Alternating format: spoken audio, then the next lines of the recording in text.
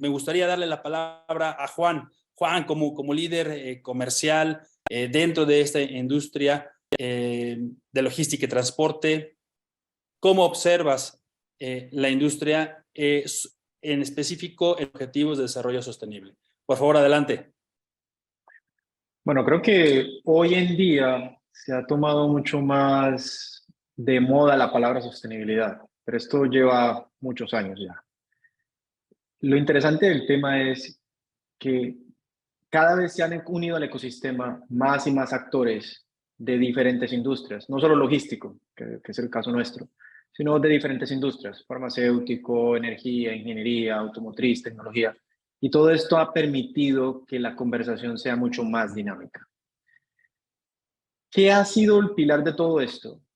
Las Naciones Unidas definieron los objetivos sostenibles hace unos 8 años, en el 2015, y bueno, ya todos sabemos, erradicación de la pobreza, energías sostenibles, agua limpia, todo este tipo de factores.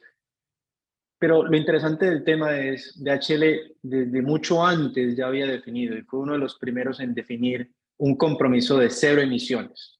Nosotros nuestra huella de carbono es muy alta, porque utilizamos 95% de nuestra emisión viene de los aviones. Y otro 3-4% viene de los vehículos, los camiones. Allí es donde empezamos a definir qué es lo que se necesita. Eliminar la contaminación no viene de un día para otro, así que la primera y la última milla con flotas eléctricas, vehículos de flotas eléctricos. Electrificar los aviones. En el 2025 entran los primeros 12 aviones eléctricos. Pero todo esto tiene un conjunto de regulaciones. Sabemos que, por ejemplo, los aviones eléctricos son extremadamente ruidosos. Esto tiene un problema para ser implementado. No tiene una autonomía mayor a 1.200 kilómetros, entonces tienes que utilizarlo para trayectos regionales. Pero es el primer paso, ¿verdad? Desde el 2010, cuando pensamos en una visión a 2050 de cero emisiones, dijimos hay que empezar de alguna manera. Entonces, en esta primera década, del 2020 al 30, del 2010 al 20, electrificamos y produciendo nuestros propios vehículos eléctricos. Del 2020 al 30 es invertir 7 billones de euros en sostenibilidad. ¿Qué significa eso? Retrofit de las paneles solares en las bodegas, acelerar la electrificación de la primera a la última milla en las flotas eléctricas, vehículos eléctricos, aviones eléctricos, pero también incorporar hidrógeno, porque no es solamente electricidad. Todo el mundo habla del tema eléctrico, pero para que neutralices esa huella de carbono tienes que mirar la materia prima que utilizas para electrificar. Entonces, todo esto lo que queremos decir es, eso no solamente depende de la empresa privada, es de gobierno y también de todos los que están viendo este programa, porque cada uno da su aporte. Muchos critican que la huella de carbono, que X, Y, Z, pero mira tu comportamiento y tus hábitos. Manejas un carro y no vas con 4 personas más. Y ves las calles y miras en las autopistas y todos son con carros de una persona. ¿Por qué no utilizas una medio de transporte diferente? La pelota se le va al gobierno. ¿Tú qué estás haciendo con las autopistas para reducir la huella de carbono? Con los medios y los mecanismos y los incentivos. Y aquí nos quedaremos hablando mucho, pero básicamente es como que lo que quiero resumir es la concientización ya está para quedarse y vamos a generar una discusión mucho más interesante que esperamos pues cada uno de nosotros aporte algo en el tema. Claro que sí, Juan, y gracias por poner diferentes elementos y referencias de lo que se espera también en este sector. Bueno, y para ello entonces también le pediría a Adrián Álvarez, como líder de seguridad en pues preguntarte, ¿tú cómo observas? Mira, justo ahí hay un tema bien interesante, porque hasta las palabras se parecen. Sostenibilidad y sustentabilidad. Las dos palabras parecieran semánticamente similares, aunque tienen referencias fundamentales diferentes, pero se unen en un punto. Realmente, para alguien de seguridad, empezar a hablar de sostenibilidad financiera sobre los procesos pudiera parecer algo fuera de orden, porque, bueno, de entrada, la seguridad implica un costo aparente dentro de los procesos. Hablando de sustentabilidad de los procesos, también seguridad pareciera ser un paradigma dentro de las industrias. Tratando de unir las dos cosas, los mercados hoy promueven que nosotros los expertos en seguridad pensemos en las dos. Pensar en optimización tanto de costos para el proceso de seguridad en las carreteras, como el cuidado del medio ambiente. Te explico algo. Por ejemplo, si tú tienes hoy día un transporte normalmente custodiado por alguna forma, tú piensas en un transporte junto con una patrulla por la parte de atrás. Y eso hoy día pudiera generar un impacto muy alto. Pero si logras pensar en el tiempo, en que hay otras fórmulas, quizá utilizando electrónica, pensando fuera de la caja, cómo utilizar mejores herramientas que existen hoy ya en el mercado, tanto de tecnología como de mecatrónica, pudieras utilizar menos custodias físicas, aumentando la seguridad electrónica, aumentando la eficiencia de la seguridad en el transporte y de pasada minimizando las emisiones de carbón, de carbón y emisiones que afectan a la capa de ozono día con día. Con eso estamos matando dos pájaros de un tiro.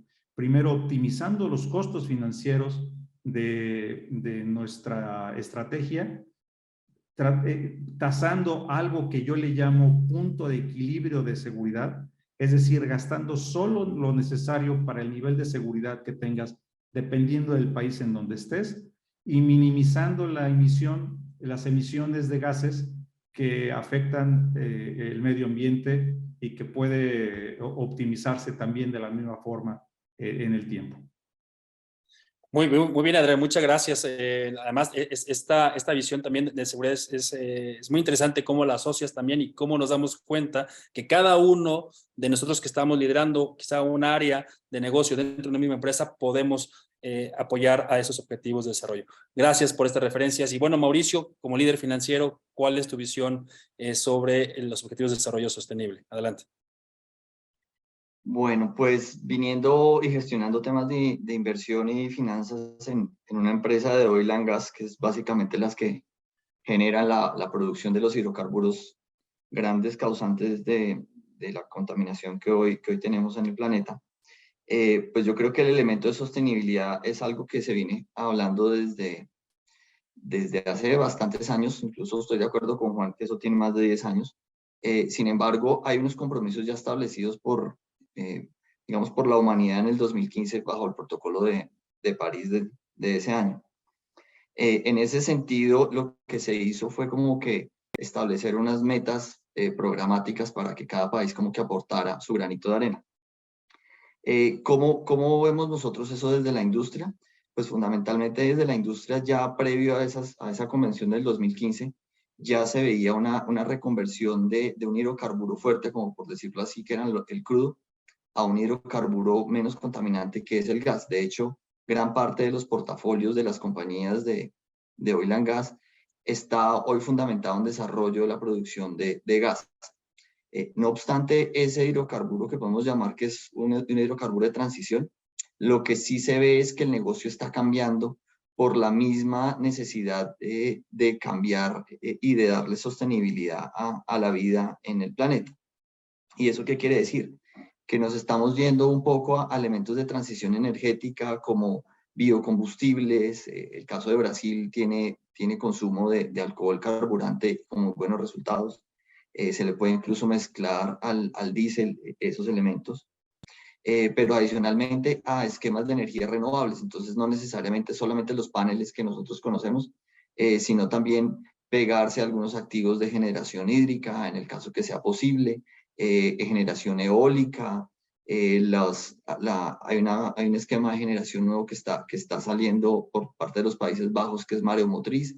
Entonces, como que la industria está haciendo un recambio en su infraestructura y gestionando también su negocio para caer en ese nuevo desarrollo, porque pues lo que sí es cierto es que en algún punto lo que conocemos como industria oil and gas va a ser una industria mucho más ligada a la energía, mucho más al desarrollo de energía limpia. En ese sentido, puntualmente para la compañía de la cual yo trabajo, que es una filial del Grupo Ecopetrol, que es la Compañía Nacional de Petróleo, sí puede contar dentro de sus resultados que a partir del año pasado somos neutrales en producción de huella de carbono. Entonces nosotros compensamos toda la producción, somos pioneros en Latinoamérica y Ecopetrol como holding y cabeza de grupo, pues tiene unas metas para el año 2030 de reducción de emisiones bastante importantes. En Latinoamérica también podemos decir que somos pioneros en ese esquema. Las otras dos grandes compañías nacionales de petróleo, que son Petrobras y Pemex, no tienen ese esquema y casi que nos estamos comparando con las grandes compañías de petróleo a nivel mundial. Entonces, un poco eso como para decir que no estamos exentos a todo este cambio, que no es algo nuevo, que es algo que va a requerir un tiempo de transición y que ese tiempo de transición lo que está haciendo es generar cambios en el mismo negocio que va a migrar para otro negocio que pues, todavía está como en proceso de construcción. Ese sería mi comentario inicial. Bien, bien, Mauricio. Muchas gracias y gracias también por esa referencia y ponerlo en contexto de lo que se puede lograr. Bien, y Luis, para concluir este primer bloque de pregunta, ¿cuál es tu visión? Tú como líder de operaciones y además en la frontera, al menos con México, pues sabemos el dinamismo que existe entre Estados Unidos y México en el comercio. Pero bueno, ¿cuál sería tu comentario en este sentido? Bueno, haciendo eco a algunos de los comentarios que he escuchado aquí y de las experiencias que han compartido, creo yo que todos estamos hacia la misma dirección, que estamos de acuerdo en que esto es algo que ya comenzó, que no va tan rápido como quisiéramos o como se esperaría, porque no es nada más cosa de una persona, de una industria, de un sector. Creo que todos, es una cadena que desde la cadena de suministro o de los consumidores hasta cualquier ciudadano de cualquier lugar tiene que estar involucrado en este cambio, porque desde simplemente cambiar el foco de su casa por un foco de una energía más eficiente hasta que toda la cadena de suministro cambie a vehículos eléctricos, aportan de cierta manera. Cada quien hace lo que puede dentro de su campo de acción o dentro de sus posibilidades. Pero la verdad es que también una cosa que siento yo, no quiero redundar en todo lo que se ha dicho, pero el costo ha sido algo que ha cambiado y que no lo hemos mencionado. La tecnología LED que lleva muchos años en el mercado no tiene el mismo costo hace 10 años que el que tiene hoy.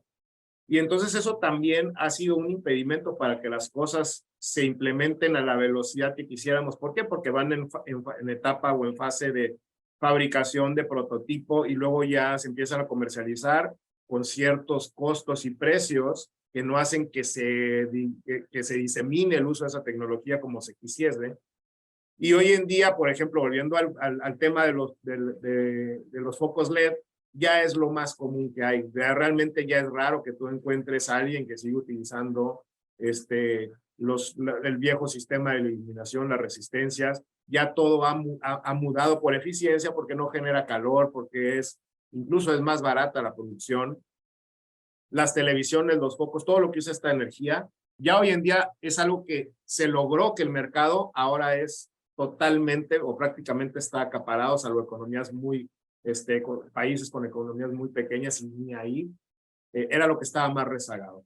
En cuanto al tema de movilidad y de transportación de mercancías, que es, digamos que mi sector, yo creo que ahí vamos a llegar hasta el final de esta parte, porque como bien mencionó Juan, no hay autonomía, no se puede implementar de la manera más rápida, no puedes traer tú un flete que vaya de México a Canadá con eficiencia. Yo sé que el diésel hoy en día también se tiene que recargar, pero lo recargas en 10 minutos, ¿no? Y un vehículo eléctrico se tiene que quedar cargándose horas. Y sabemos que el negocio de la logística, pues es un tiempo de costo, tiempo y dinero.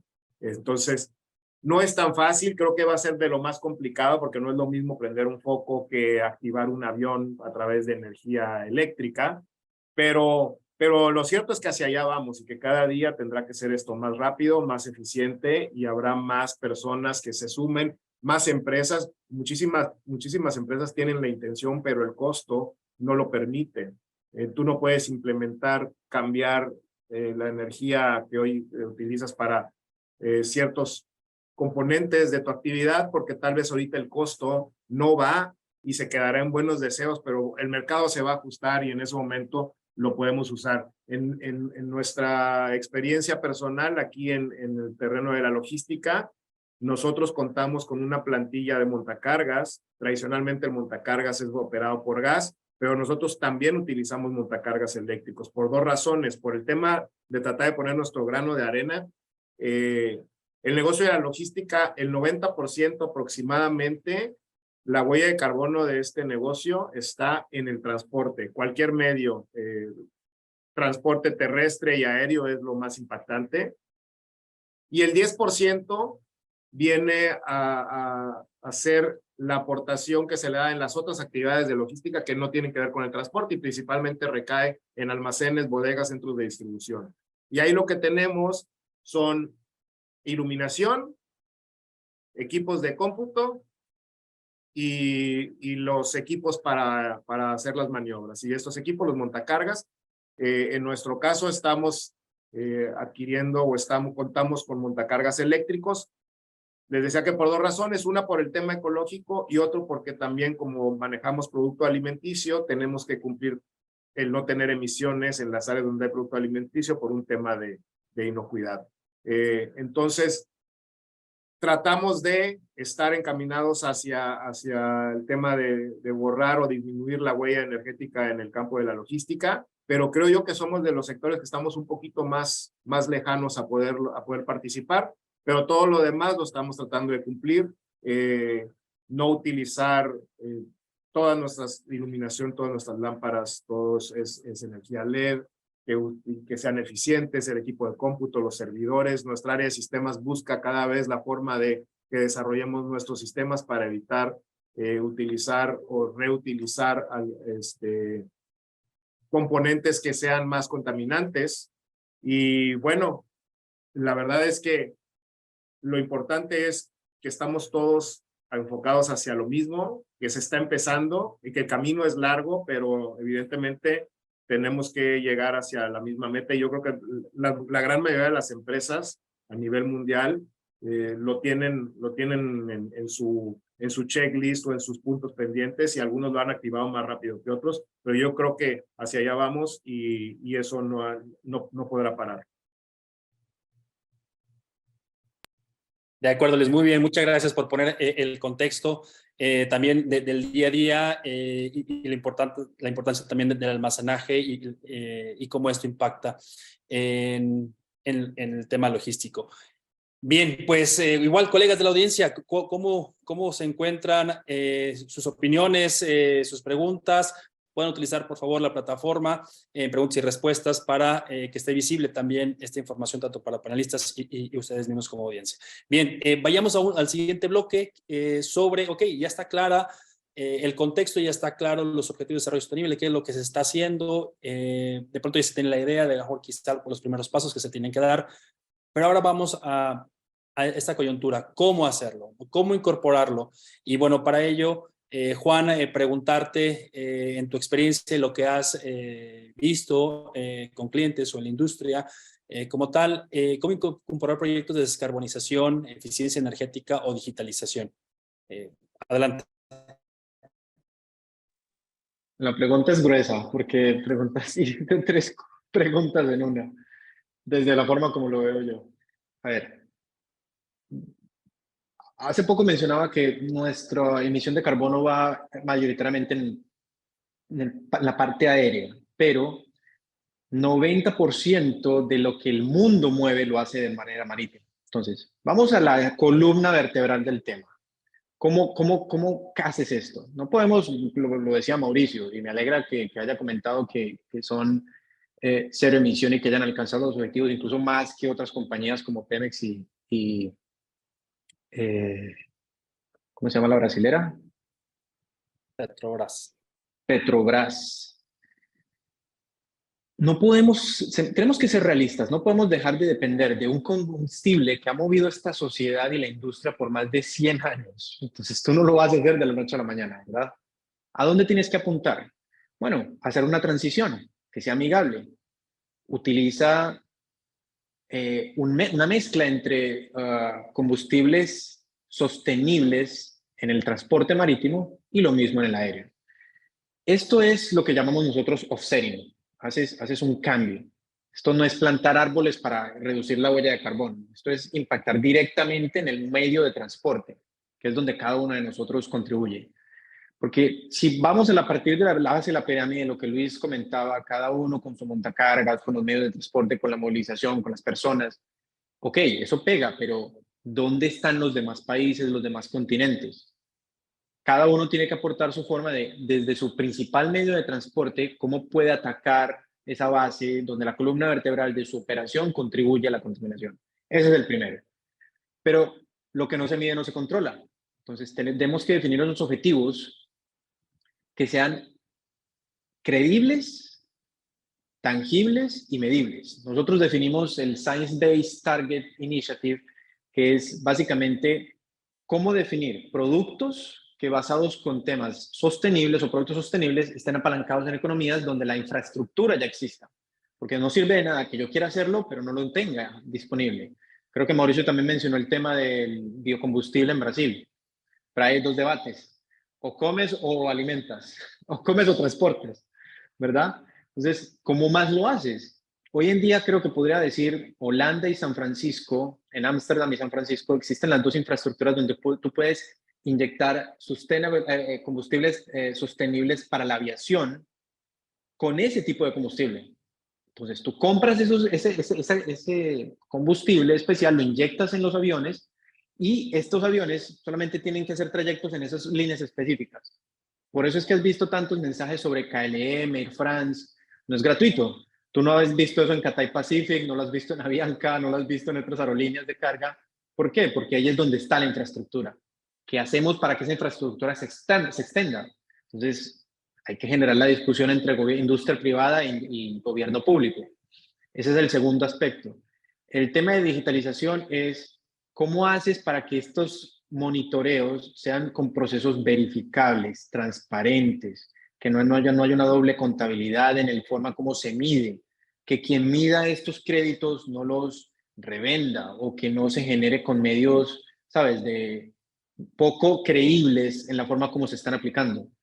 Porque ese es otro problema grave. ¿Dónde aseguras que donde tú estás haciendo tus proyectos de sostenibilidad no se están generando otros proyectos o que esos proyectos sean sostenibles en el tiempo, a 10, a 20 años? No es que lo hagas hoy, es que sea continuo, ¿verdad? Entonces, todo esto se junta con medios y mecanismos en los que todos los actores que están empezando a generar un rol definan un medio estandarizado de medición y que jueguen un rol dentro de las economías donde esas ejecuciones de esos combustibles sostenibles se van a ayudar a la transición energética.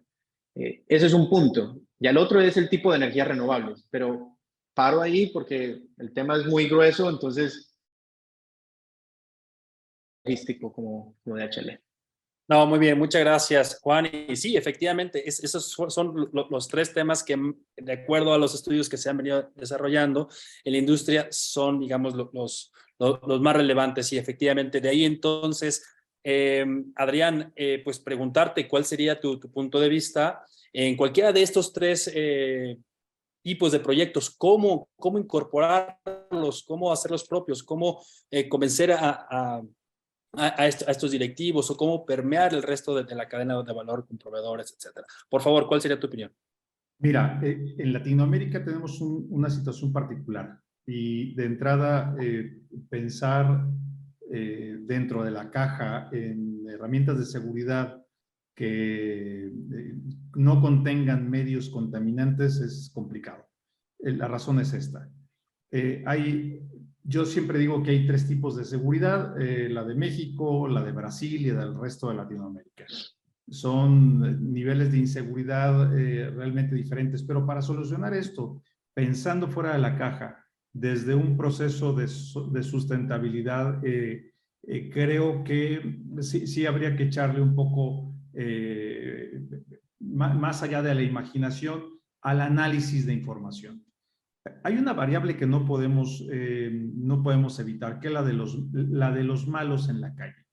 Esta variable de los malos en la calle que nos roban en el momento en el que menos nos esperamos que nos vaya a pasar, se convierte en la variable que no podemos cambiar.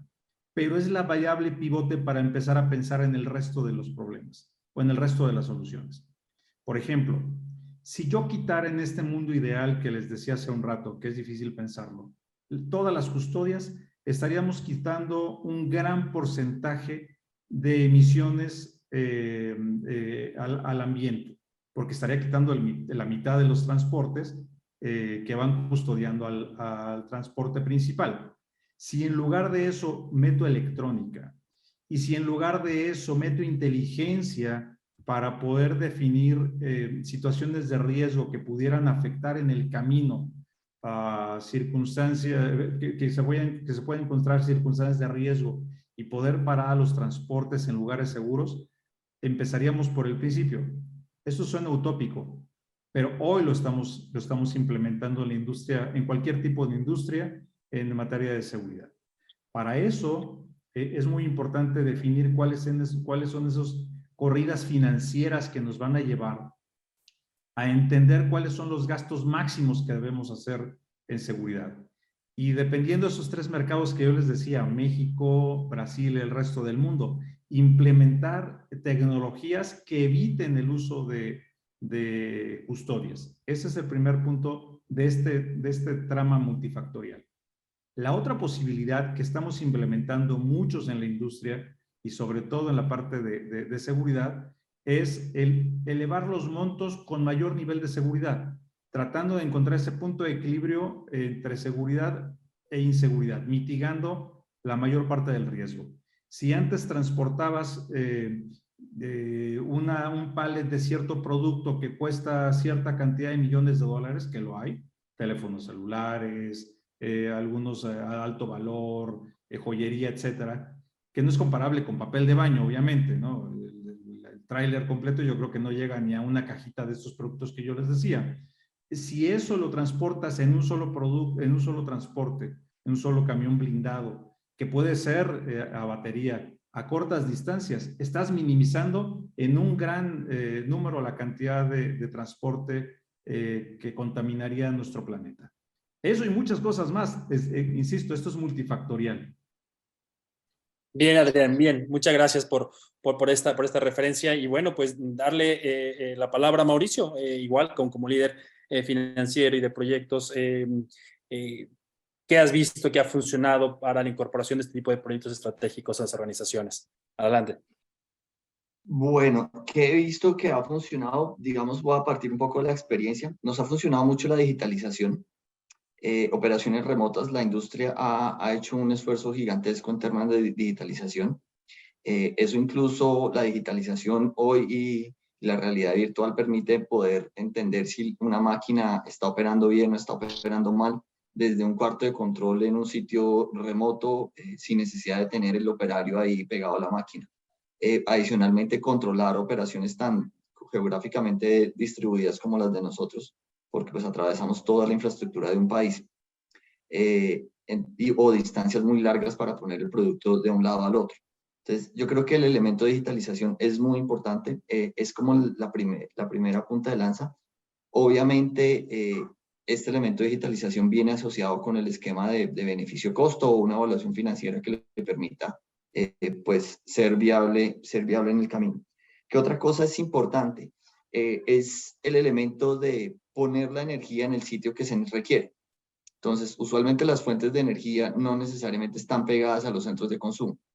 Entonces, aquí lo que estamos viendo es que hay un elemento de transmisión de energía que es muy importante para poder apalancar todo este esquema de descarbonización y sostenibilidad de la industria.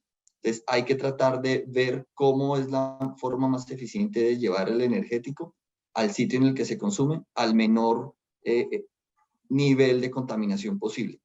Pues para esto hay que buscar esquemas de producción de energías limpias, ya sea hídrica, solar, buscar energía, nitrógeno, buscar paneles solares, temas de eólicos, etc.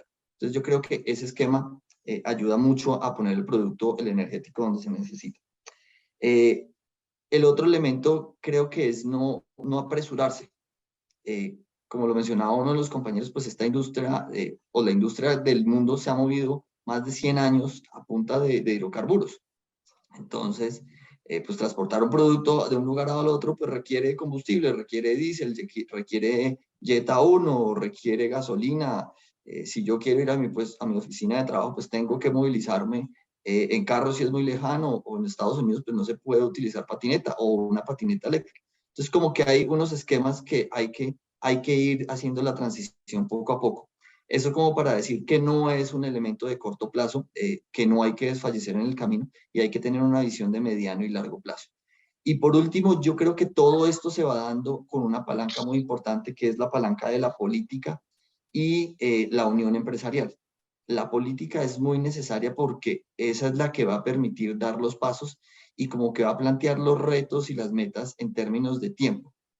Esa política debe ir acompañada de un sector empresarial bastante sólido, porque pues a la larga parte del pago de esa transición la va a hacer la empresa, la va a hacer la industria o la va a hacer el mismo consumidor. Y entonces en ese sentido hay que acompañar las políticas de la industria, de los sectores consumidores y pues no desfallecer como en el camino, porque pues es un proyecto de largo plazo. No seguramente lo veremos en los próximos 2 o 3 años.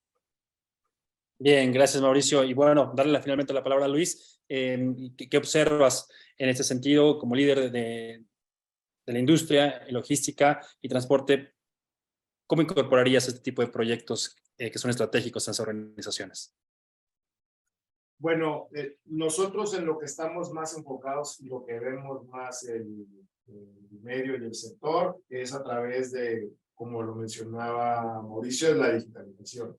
Eso es en lo que nosotros podemos acoplar más a nuestro giro, a nuestro trabajo, porque como lo mencionaba hace rato, hay dos componentes principales, que el 90% es el transporte, y eso ya trae, digamos que su agenda, y prácticamente todas las empresas transportistas ya todas han incursionado en el tema eléctrico, incluso el autotransporte de carga pesada, ya hay quienes traen prototipos, ¿no? Eso es un tema de la industria automotriz, por así decirlo, que lo está tomando bien, que lo está tratando de aterrizar, y el demás porcentaje, o en donde afecta menos, es en la parte de inmuebles, almacenajes dentro de distribución, en donde a través de implementación de políticas de ahorro de energía, de traer menos, menos contaminación. Nuestra parte, nuestro core business nos exige muchísimo flujo de información, flujo de personas moviéndose de un lado a otro. El evitar, el tener también una visión de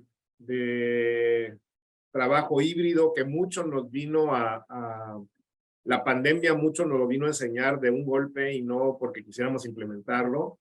Nos obligó a que esta nueva forma de trabajar se implementara sin lugar a más opiniones.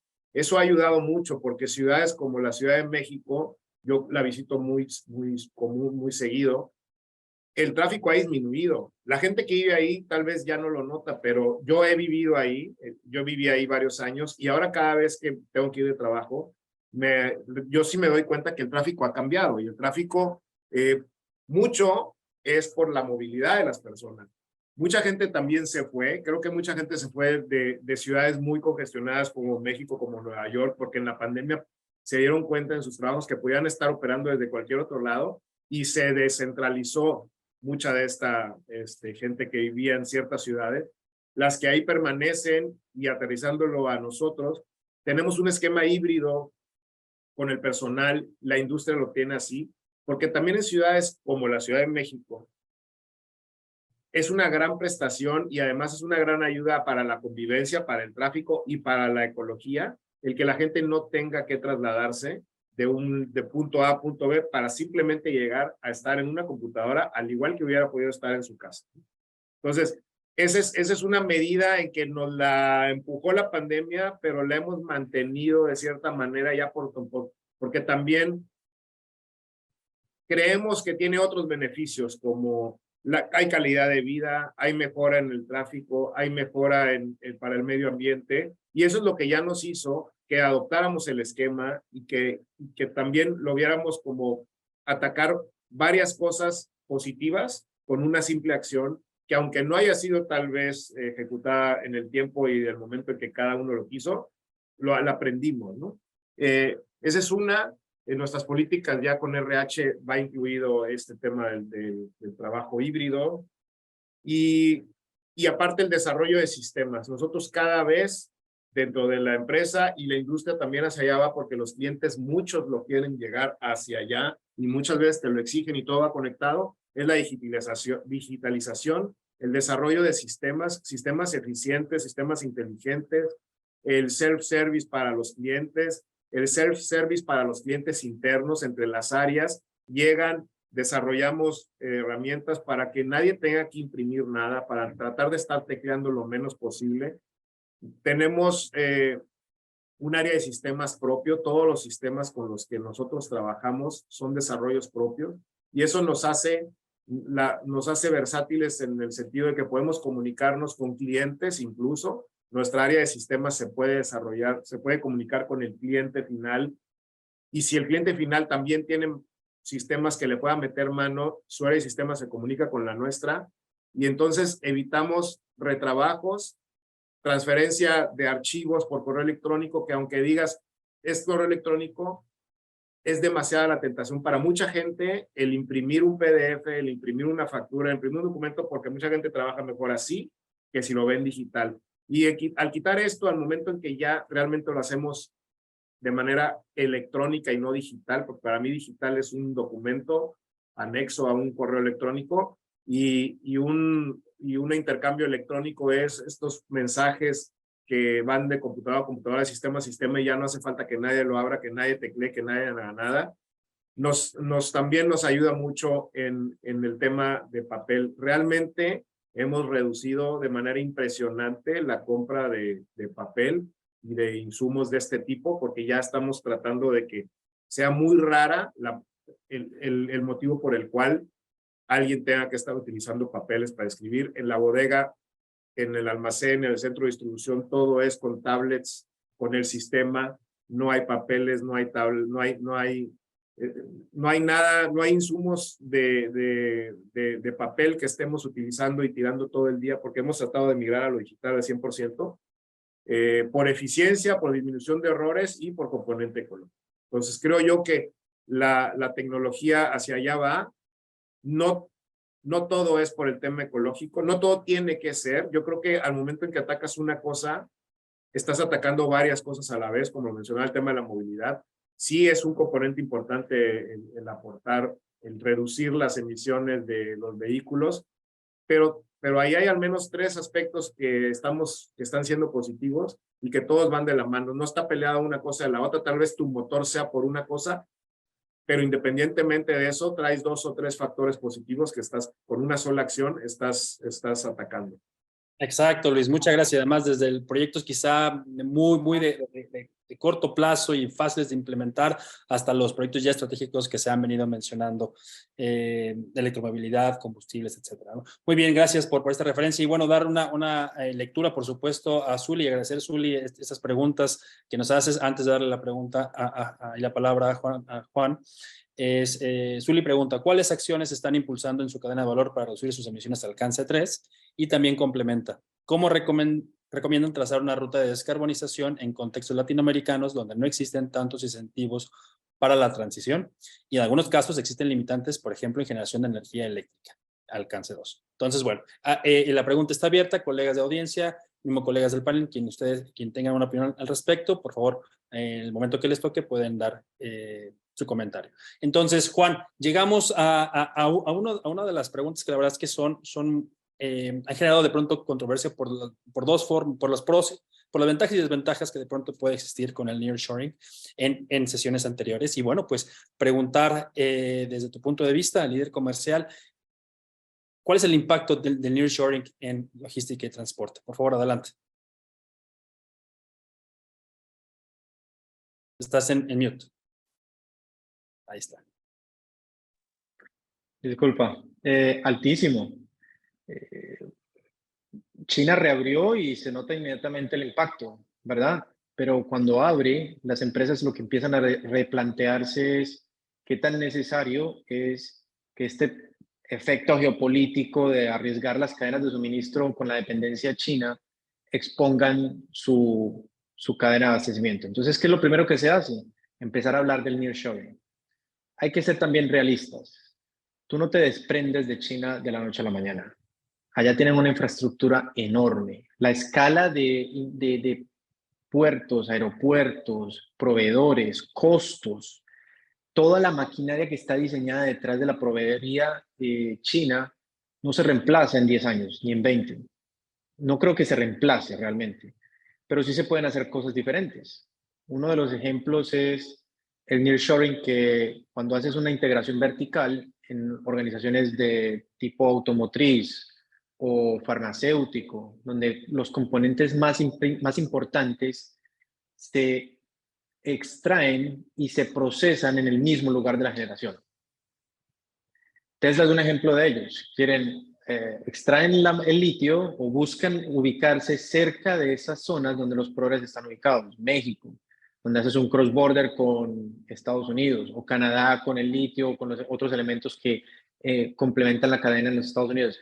Ya reemplazas la importación desde Asia, África, Suramérica, o la vuelta completa que tienes que darle. El tema es el valor agregado, que es obligatorio hacerlo en esos países donde tienen la tecnología para procesar esos equipos o esos productos, esas materias.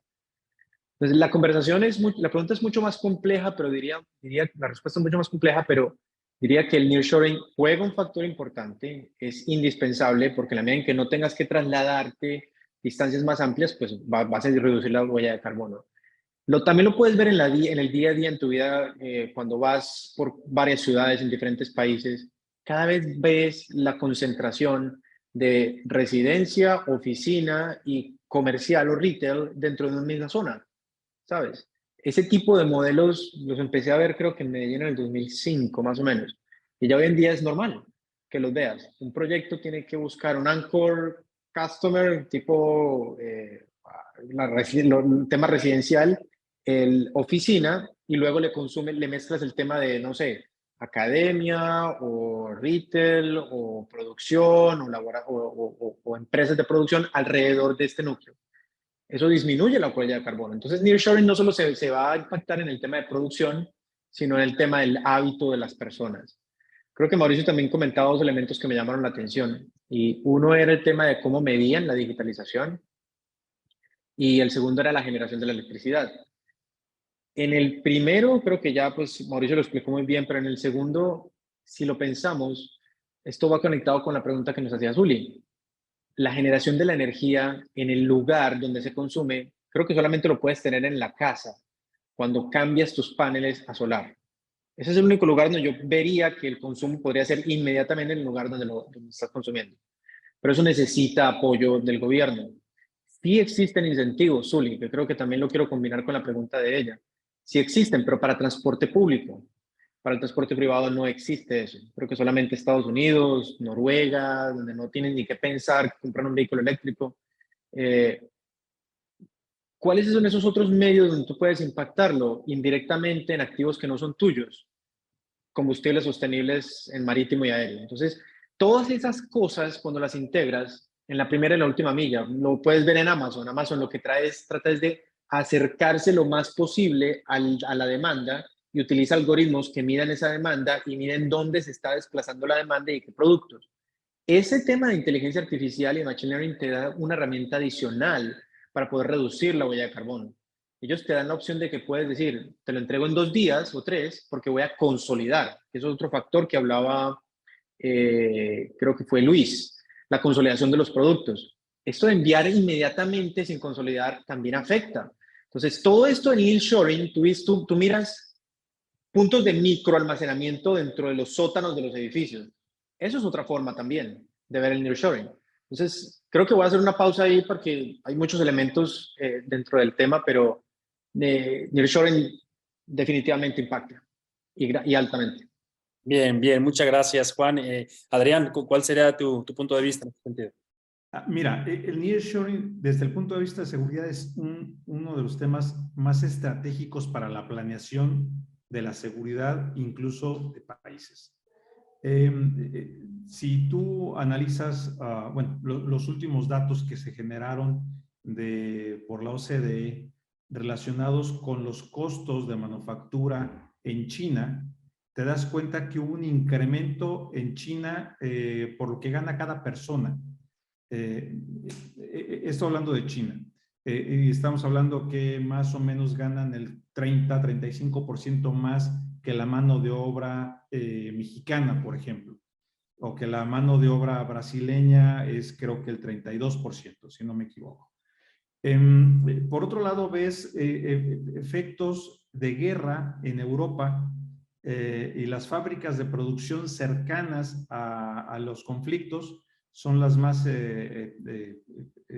afectadas.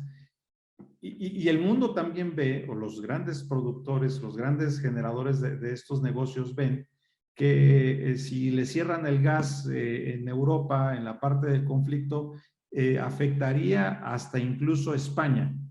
Entonces, estás hablando de los lugares que tuvieron nearshoring hace algunos años y que hoy día están amenazados por situaciones muy conflictivas en aquellos lugares, tanto económicas como sociopolíticas. Eso hace que la mayor parte de las inversiones, que si también haces ese análisis, están en la zona norte de América, empiezan a pensar en dónde serían los mejores lugares en donde estuvieran esos procesos de manufactura. Los más comunes pues son México, el sur de Estados Unidos, quizá Brasil, parte de Sudamérica y parte de Centroamérica, que en menor medida son los que van a jalar estas empresas. Eso implica que también las cuestiones sociopolíticas del país, de la región, sea un factor importante. Deja poner todos esos elementos que dije en la licuadora y molerlos. Todos estos puntos correlacionados te hacen pensar que el nivel de inseguridad en los países es un factor crítico para pensar hacia qué país mover la producción que hoy tienes en China de forma segura pero cara, que puedes traerte a México de forma en una mayor yield de productividad mucho más alto, casi el 99.9% de eficiencia con muy pocos errores, pero con un nivel de inseguridad que te pueden robar el cargamento bien hecho en el país. Y además estas cuestiones sociopolíticas que se generan no nada más en México, en Centroamérica, Colombia, Brasil, Ecuador, los lugares que pudieran generar riqueza. Otro factor es la mano de obra calificada. Afortunadamente, la cercanía con Estados Unidos permite que la mano de obra calificada en México sea muy alta y que además el proceso de logística hacia Estados Unidos solamente implique tener un CityPad o un OEA para poder tener niveles de administración del proceso de seguridad muy elevados. Todo esto afecta directamente a uno de los principales vendedores, y por eso remato con esto, a uno de los principales vendedores de cualquier compañía de manufactura o maquiladora en México o en los países de Latinoamérica. Seguridad. Si las empresas y los grandes inversionistas que están en el norte de América perciben un nivel de seguridad alto en el lugar en donde quieren desarrollar o traerse de negocios, que ya ha pasado. Estaba de New Silicon Valley en Jalisco, estaba de Other New Silicon Valley en Colombia, que se trajeron mucha industria electrónica. ya ha pasado antes. Si se quieren traer todo eso, seguridad es uno de los grandes vendedores de esos proyectos. Entonces, bueno, la importancia te la digo per se. Bien, bien, muy bien. Muchas gracias, Adrián. Y bueno, Mauricio, ¿cuál sería tu opinión sobre el nearshoring? Adelante. Pues el nearshoring tiene una condición relacionada con lo que planteé anteriormente y es la molécula de energía donde está ubicada. Y entonces eso tiene una consideración en términos de seguridad energética para las naciones, pero además de posición geopolítica. Entonces voy a utilizar el ejemplo de Estados Unidos. Estados Unidos es el gran productor hoy de crudo a nivel global y uno de los grandes productores de gas. De hecho, gran parte del gas que está consumiendo Europa por el tema de Rusia y Ucrania, pues proviene ya de los excedentes que está produciendo Estados Unidos. Entonces, ese nearshoring desde la posición geopolítica es muy importante porque lo que le da es la seguridad a las naciones, pues para poder producir, para poder mantener su economía, para poder que la gente tenga con qué calentarse, tenga con qué cocinar, etcétera, etcétera. Entonces, el elemento de nearshoring en la industria de oil and gas es muy claro en ese aspecto. Pero adicionalmente, lo que se ha visto es que hay posibilidades de tener esquemas de nearshoring que son muy positivos, considerando que la molécula de energía se mueve de un lado para el otro y se mueve en algunos casos a través de buques cargueros. Entonces, la contaminación marítima pues es inmensa. Esos son cargueros que utilizan diésel, pero además algunos residuos de fondos de crudos. Entonces, en ese sentido, hay mucha contaminación de mover petróleo de un lado para el otro, por decirlo así. Lo que hemos visto es que hay esquemas de transmisión de energía a través de cables, de líneas eléctricas, que pueden llevar la molécula de energía de un lado para el otro. Y en ese sentido, es un esquema económico. ¿Cómo cruzar océanos? Creo que todavía no lo hemos inventado. De hecho, en Colombia se ha hablado muchos años de un posible esquema de unificación de la producción de energía del país con Centroamérica, pero no hemos sido capaces de cruzar las selvas. Entonces también es un reto cómo cruzar la naturaleza, pero tiene mucho también que ver de cómo buscamos y generamos la cercanía entre la producción del energético y la demanda de ese energético. Entonces creo que hay como dos ejemplos importantes desde la geopolítica, pero además desde posibles soluciones que todavía enfrentan algún tipo de reto. Bien, bien. Gracias, Mauricio, por poner esta referencia. Y bueno, Luis, ¿cómo concluirías el impacto del nearshoring? Adelante. Bueno, hablando del impacto del nearshoring en la región de la frontera norte de México, frontera sur de Estados Unidos, la expectativa es grande, el movimiento que se viene y que se ha visto es inminente, y lo digo porque el tema de las inversiones inmobiliarias, el mercado se ha movido mucho, está muy inquieto, han venido inversionistas extranjeros, ha venido gente de China, las mismas empresas chinas son las que se van a colocar en la frontera, son las que se esperan porque no piensan regalar ese mercado ni ese negocio, simplemente se van a adelantar antes de que alguien se los quite. Como decía Juan, no nos vamos a deshacer de China. Y ciertamente el nearshoring no es que lo vaya a desaparecer, no necesariamente, más bien China va a poner un pie en Norteamérica a través de sus propios centros de distribución para que no dependas del transporte y que no dependas de todo lo que la historia que ya vimos que pasó y que tuvo estragos en muchos mercados, en donde parece que los principales ganadores fueron las líneas navieras. Creo que reportaron ganancias históricas, los fletes se fueron a los cielos, y el consumidor fue el gran perdedor en muchos casos, ¿no? Había escasez de muchísimos productos, por faltas de componentes, la industria automotriz se vio muy afectada, el consumidor final, hasta en bienes, cosas tan absurdas como equipos de ejercicio, no había al alcance, no podías comprar unas mancuernas para hacer pesas a través de ninguna plataforma de compra en línea. Prácticamente los productos se agotaron, porque nunca se pensó que esto iba a suceder, ¿no? Esa es la realidad de a veces cuando nos despertamos como de una pesadilla, que algo que crees que nunca va a pasar, algo que vemos tan lejano, tan difícil, pues ocurrió. Y el estrago fue gigantesco, la economía no se ha recuperado de lo que ahí pasó. Y la logística fue una de las cosas más importantes que tuvieron que ver para aportar a este golpe económico. el haber estado dependiendo tanto del just in time por tanto tiempo, el decir, somos tan eficientes que no necesitamos almacenar nada, porque somos tan buenos en nuestros tiempos que mi almacén va a ser mi proveedor de servicio de transporte y a mí me va a salir gratis porque se lo voy a cargar al proveedor a través de tiempos de traslado, que esa era la mentalidad de me quito almacenes, me quito el costo del almacén, ya no invierto en infraestructura de almacén. Hoy en día es como, no nos debimos de haber ido hasta allá.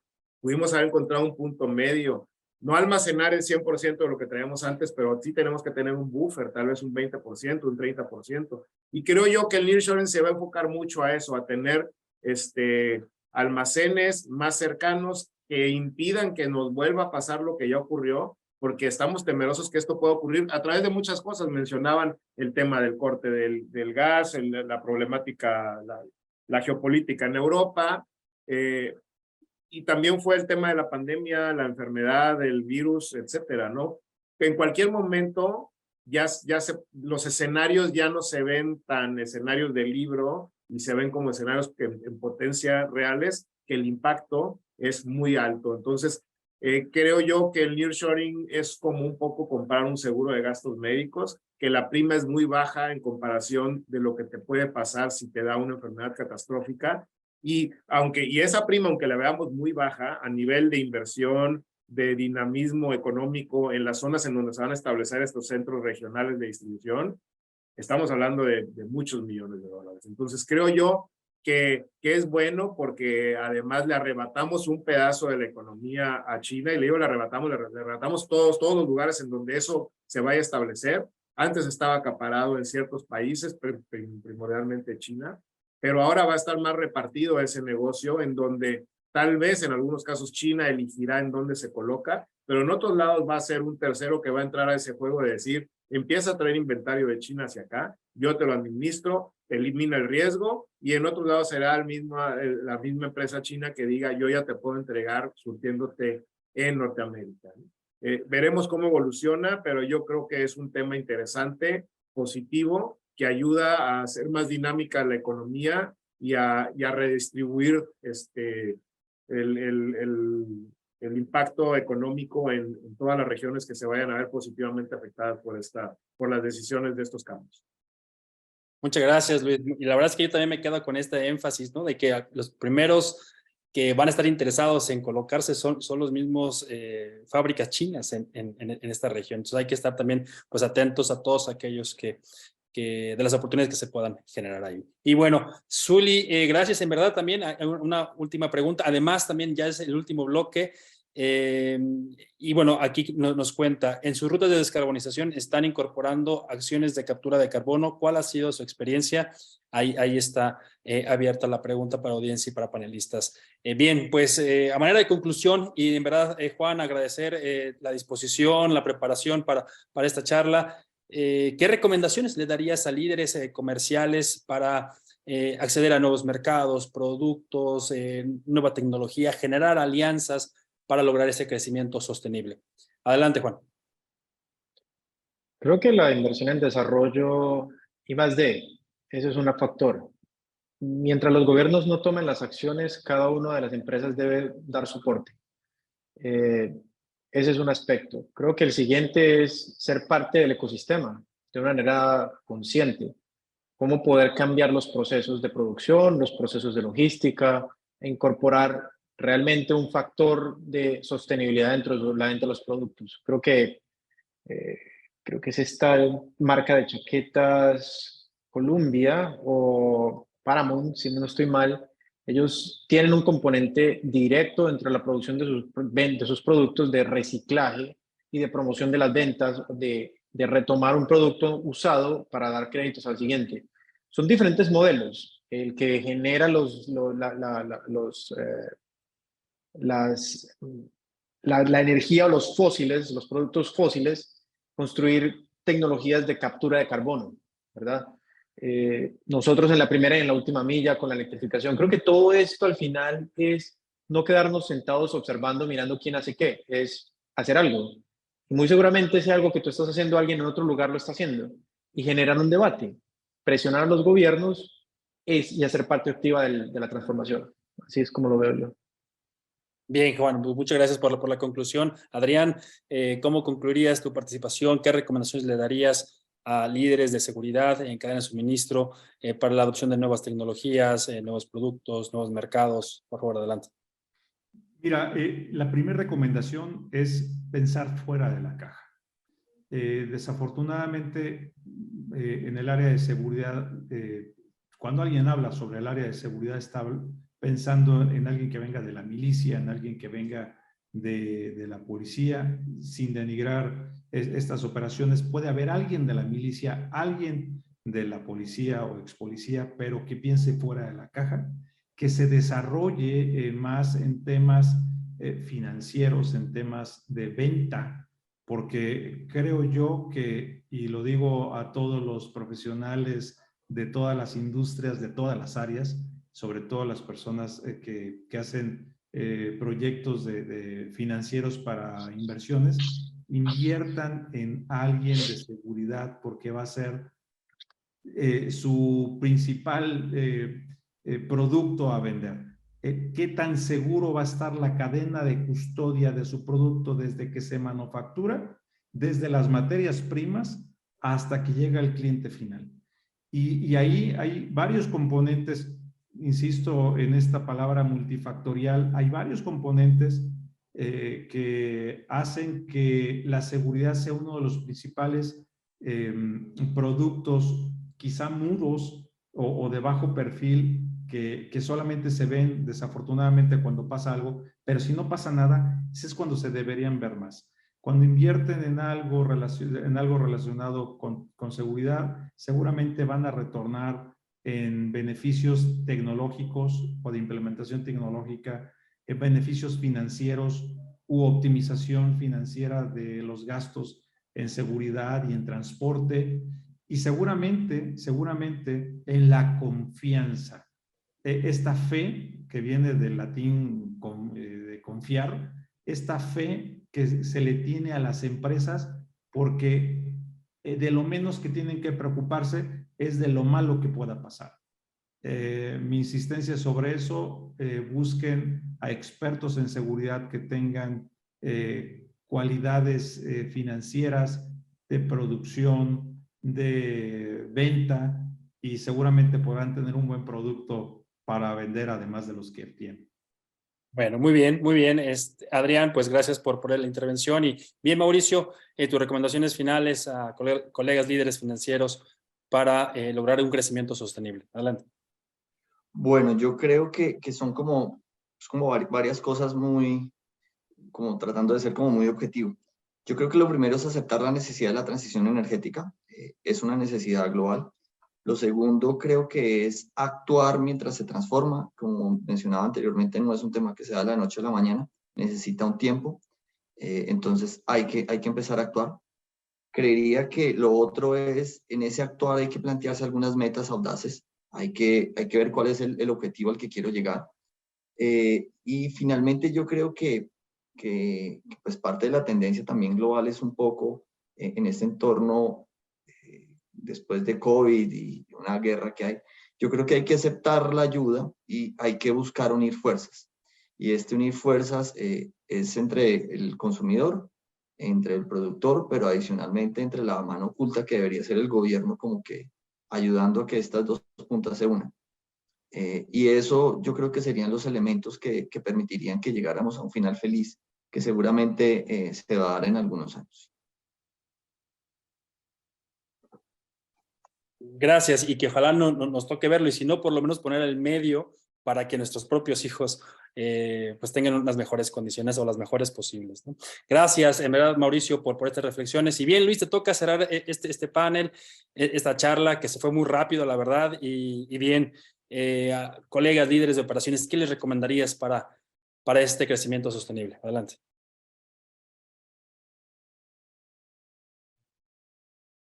Bueno, yo la verdad es que estoy muy inclinado y voy a tratar de ser breve porque además ya nos pasamos el tiempo, pero porque ya hablé de ello, yo creo mucho en el tema del desarrollo de sistemas y digitalización. Creo que es algo de lo que más fortaleza nos ha dado en el sector. Creo que la manera en como más puedes fidelizar o tener a un cliente contento es cuando le des las herramientas que le faciliten su trabajo, porque al momento en que tú te facilitas tu trabajo, hablando en el sector logístico, y tú le presentas al cliente de una manera muy ordenada, con datos, estadísticas, reportes, y que te tenga que estar correteando, oye, pásame un reporte del año pasado, cuántas operaciones hicimos o cuánto pagamos de impuestos en esto, y tú le das la herramienta para que algo que no te está pidiendo, pero simplemente ahora salir y de los datos que ya tienes, generar un tablero de Business Intelligence a tus clientes, en donde ellos puedan hacer sus consultas de cosas que tal vez no se le ha ocurrido que necesita consultar, pero ya cuando la ven dicen, ah, caray, qué interesante que puedo ver esto, ¿no? Que puedo analizar estos datos.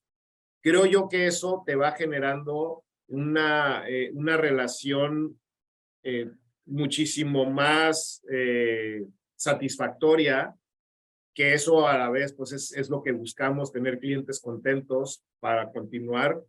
Todos estamos haciendo los negocios para tener clientes y tener clientes contentos para ser más, para llegar más lejos, para ser más rentables, para crecer como empresa.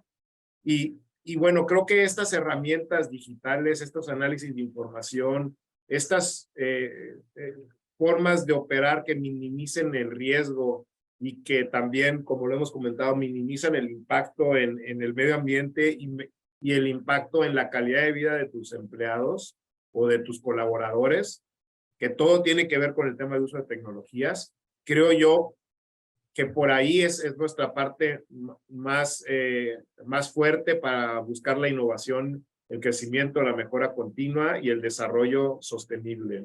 Eso es desarrollo como empresa y desarrollo con impacto a la sociedad positivo y desarrollo con un impacto positivo también con el medio ambiente.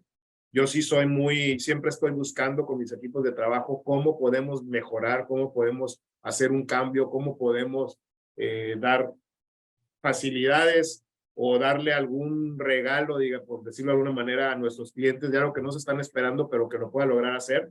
Como les mencioné hace un momento, mucho tiene que ver que dentro de nuestra propia empresa tenemos un área de sistemas con fábrica de software que nos permite estar innovando en cosas que no nos tenemos que esperar que nos llegue de un software comprado o de un software de un tercero, y cuando ellos te decidan poner una facilidad, un perk en su sistema o en su solución, hasta ahí te das cuenta que qué bueno que lo hicieron. Aquí siempre estamos, incluso traemos un programa para involucrar a toda la gente de la empresa, hacer como una especie de concurso anual de ideas de desarrollo de mejora en los sistemas, en los cuales la gente que trabaja en el día a día con los sistemas propongan mejoras, propongan cosas que le harían la vida más fácil o su trabajo más fácil a ellos mismos y a los clientes, y luego hacer una especie de reconocimiento o mención por esa aportación que a nuestro sistema los empleados o los clientes le están dando. Entonces, yo sí le apuesto mucho a la innovación tecnológica porque creo que hacia allá vamos, y como también lo he dicho, una sola acción impacta en varias aristas, ¿no? En la parte ecológica, en la parte de calidad de vida de las personas y en la parte también de rentabilidad de negocio.